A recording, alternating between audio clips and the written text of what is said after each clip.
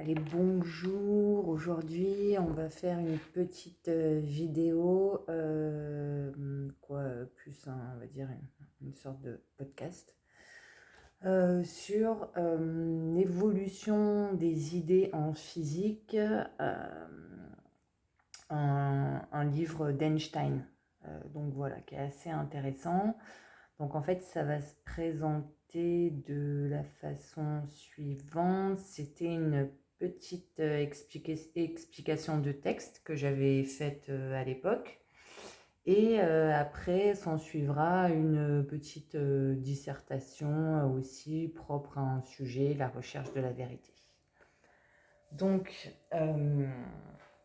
la thèse soutenue par Einstein dans l'évolution des idées en physique est que la science est une conception relativiste non absolue qui doit être questionnée. Cependant, il émet la possibilité que cette connaissance peut aboutir à une limite. Au fur et à mesure que les connaissances du chercheur grandissent, cela pourrait aboutir à une limite idéale de la vérité objective. Autrement dit, irréfutable et peut-être stable. La structure commence, alors comme c'était un texte à décortiquer, en explication de texte, on procède on explique telle partie, la structure, etc. Je vous ai choisi ce texte, là, ce dossier que j'avais fait à l'époque parce que je le trouvais intéressant. Voilà. Donc la structure commence ainsi par l'étude newtonienne du mouvement des planètes. Einstein nous dit qu'il est très opérant, mais qu'il est possible d'imaginer un autre système tout à fait opérant, construit sur des suppositions différentes. Autrement dit, il est possible à partir de calculs mathématiques ou scientifiques autres d'arriver au même résultat. La deuxième partie concerne les concepts physiques qui, selon Einstein, sont une création libre de l'intellect humain et qui ne sont pas seulement déterminés par le monde extérieur. C'est-à-dire qu'ils ne seraient pas des calculs intangibles, seulement imputés à une réalité extérieure. Ils découlent de l'esprit humain. C'est l'esprit humain, de par un effort, qui essaye de comprendre le monde par ce biais. Einstein prend ensuite l'image de la montre, l'homme qui ne voit que le cadran et les aiguilles en mouvement. Il ne voit pas le mécanisme comme le boîtier est fermé. Si l'homme est ingénieux, il pourra s'en faire une représentation de par son imagination et par le bruit qu'il entend, le tic-tac. Mais il n'aura jamais la garantie que sa représentation soit l'unique possible explication du mécanisme. En d'autres termes, il peut donc y avoir plusieurs interprétations qui peuvent arriver à expliquer le phénomène. Einstein continue en nous disant que sa représentation ne produit pas forcément une image fidèle de la réalité et que le scientifique ne peut même pas se représenter la possibilité ou la signification d'une telle comparaison. C'est-à-dire qu'il remet en cause le sens même d'une telle représentation entre l'imagination et la réalité. Donc c'est un passage quand même intéressant. Cependant, la troisième partie du texte fait entrevoir une fenêtre sur les interprétations scientifiques du chercheur. Et notamment, il précise bien ses croyances comme une espérance à la limite d'une théorisation de l'explication scientifique, qui, de par ses impressions sensibles, serait amené à voir d'une manière plus simple.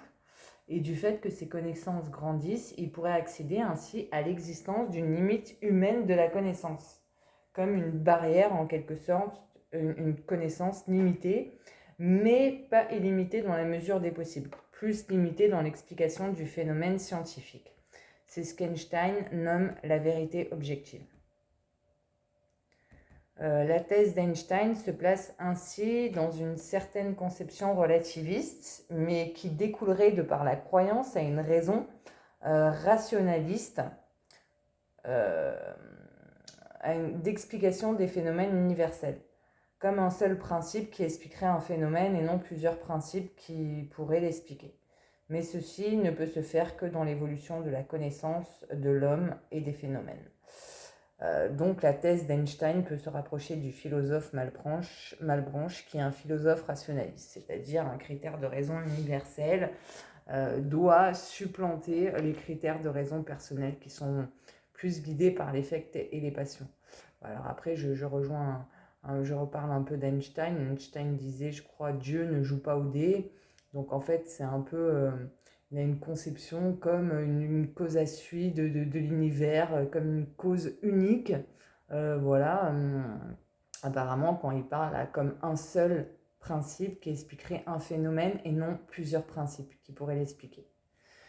Euh, on va continuer, voilà, on va clore ce petit passage de cette explication de texte qu'à l'époque j'avais trouvé passionnante, puisque en sciences, Einstein est considéré comme un grand scientifique quand même, et on a tendance à mettre l'imagination de côté, et lui, en fait il parle du rôle important justement de l'imagination pour arriver à comprendre, avec un esprit ingénieux, d'arriver à comprendre le mécanisme des choses.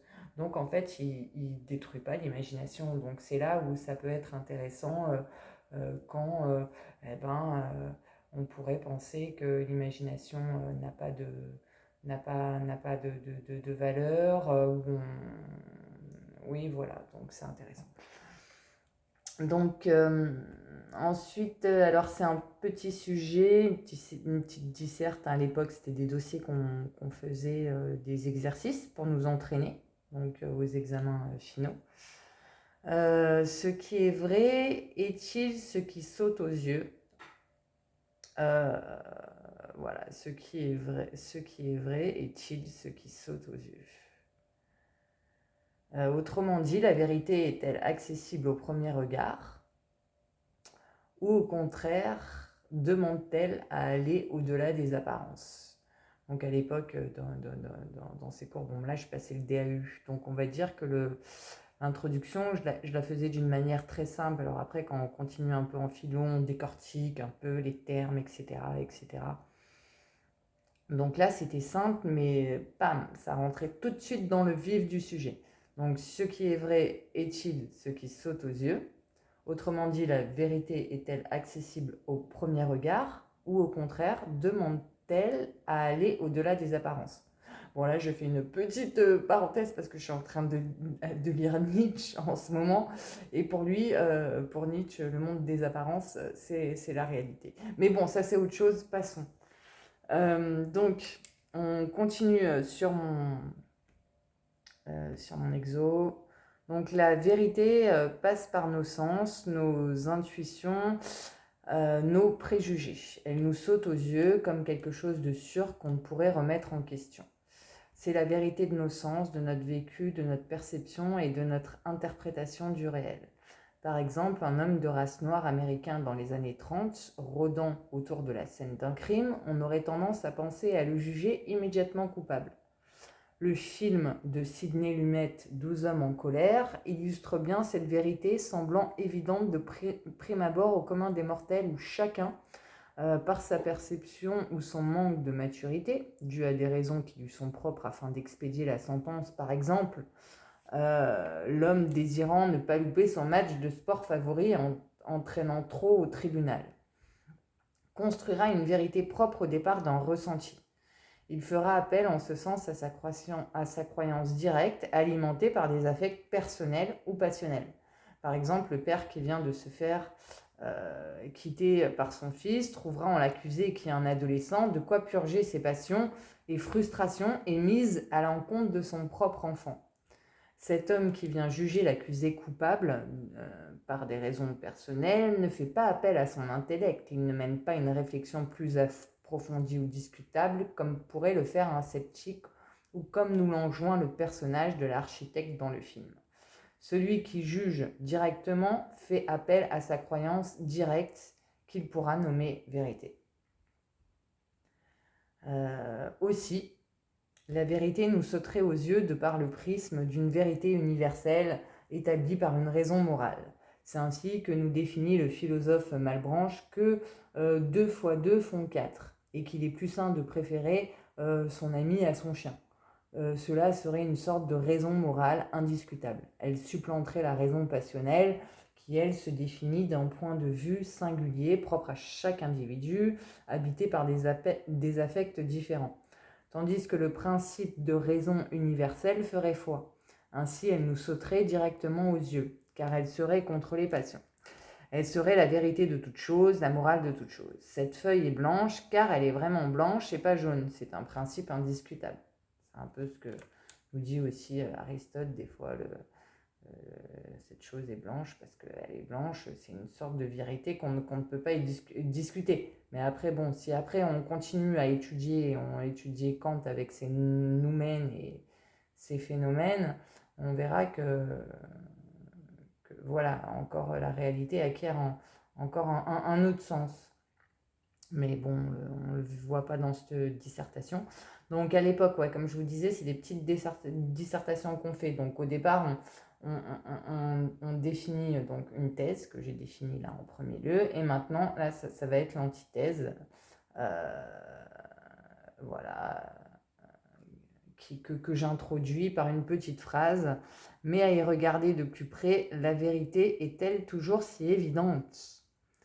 Nous pourrions en douter, les apparences sont bien souvent trompeuses, comme un célèbre dicton qui dit que l'habit ne fait pas le moine, et que ce qui nous paraît évident en premier lieu ne l'est pas forcément tant que ça. Freud serait à même de nous le rappeler avec ses notions de conscient et d'inconscient, où l'inconscient serait le principe caché de tout homme, la vérité ne passerait pas par une certaine morale qui serait visible de par sa conscience, mais demanderait à être éclairée sous le prisme de son inconscient, lieu des pulsions, qui est la face immergée du psychisme humain selon Freud. Par exemple, une personne qui à première vue pourrait sembler aimer l'homme avec qui elle vit, cette femme aurait des enfants avec, elle jouerait très bien la comédie de la femme et la mère parfaite. Me demandez pas pourquoi j'ai choisi cet exemple, surtout que ça ne me concerne absolument pas. Mais en vrai, elle serait coincée dans sa morale qui l'invectiverait à jouer ce rôle et à apparaître de telle façon aux yeux des autres, et d'elle-même aussi, pour se dire qu'elle ne faillit pas à sa mission de bien élever ses enfants, de chérir son mari pour le meilleur et pour le pire, jusqu'à ce que la mort les sépare. Et de se dire par cette façon qu'elle est une personne bien, moralement bien. Difficile d'aller à l'encontre d'un tel serment que l'on prête en se mariant devant le prêtre à l'église. 2 points d'exclamation, j'avais mis à l'époque.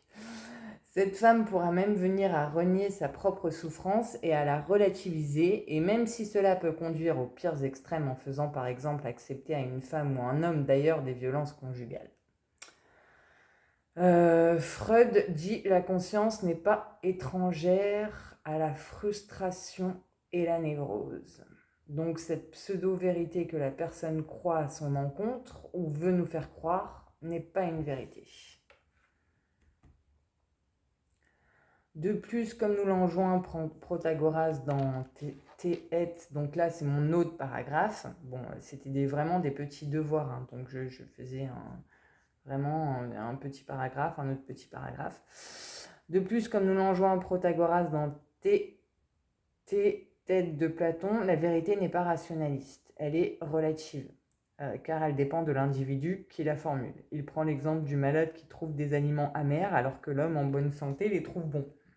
Il nous dit qu'aucun des deux a tort et le plus important n'est pas la vérité, mais de ramener le malade à la santé. Et cela se fait par la figure du sage illusionniste, sophiste, qui emploie l'art de bien parler, la rhétorique, et donc il fera croire au malade que l'aliment est bon, afin que ce dernier ait une vie plus agréable. Donc, petite conclusion, nous avons vu que la vérité peut nous sauter aux yeux par nos perceptions induites. À l'époque, j'arrêtais pas de mettre de par. Mais en fait, c'est par nos perceptions. Alors, je recommence. Donc, nous avons vu que la vérité peut nous sauter aux yeux par nos perceptions induites et nos croyances. Elle peut aussi l'être par la conception rationaliste de Malebranche. Mais elle peut venir se heurter à toutes les notions sombres. J'ai mis entre guillemets, mais bon, sombre, c'est peut-être pas forcément le terme le mieux choisi, lié à l'inconscient et se trouverait aussi confronté à la conception relativiste de Protagoras. Point. Voilà, c'était vraiment une petite dissertation, voilà, où On explique toujours, donc du coup, dans les paragraphes argumentatifs, un peu notre position, pourquoi par exemple, donc la vérité nous sauterait aux yeux, on va donner ses arguments et tout, et puis après, on va toujours citer des exemples et des références philosophiques, si on peut citer des références philosophiques ou culturelles qu'on trouve dans dans des œuvres voilà, littéraires, on peut citer dans l'art, la culture, il y a des éléments aussi à valeur scientifique, ça des fois ça fait son poids, les statistiques avec les chiffres, bon ça c'est un peu plus quand on est chez soi et que derrière son ordinateur, mais bon, voilà. Donc voilà cette petite vidéo d'aujourd'hui.